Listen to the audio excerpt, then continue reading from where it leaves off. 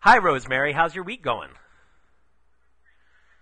It's, it's Sunday, and here we are working on magic. And if you remember last time we were talking about the overhand shuffle. And you were working on refining yours so that it never lets you down when you're in the heat of it, when you're actually performing. So can you show me what you've been working on a little bit? The undercut, the overhand shuffle, and maybe running some cards, run 5 or 10 cards for me? Very nice. Very nice shuffling. And now run 10 cards for me so I can see. Yeah.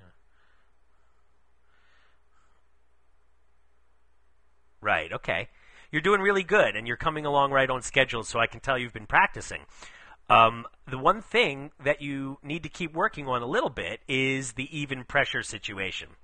You can see that when you shuffle the cards, sometimes you'll get 2 or you'll get 3, or sometimes you'll get 0, and then you'll go, oh, how many was that? Did I get that one? That would be what would happen to me sometimes in shows. It wouldn't just be that I wouldn't get what I want, but I wouldn't even be sure whether I got one or not. My thumb would come off, and I would go, did I get it? I wasn't sure. And just that lacking confidence can be enough to really undermine any trick that you're trying to perform for the audience. So the way you can really work at getting that shuffle to work perfectly every time is this. Most of the time, people's issue comes from applying uneven pressure because the thumb is coming from this side.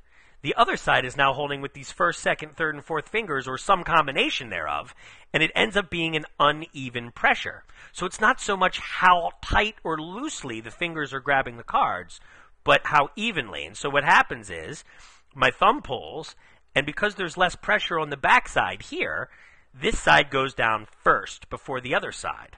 And when that happens, it jams, just like a piece of paper in your computer printer. Jams.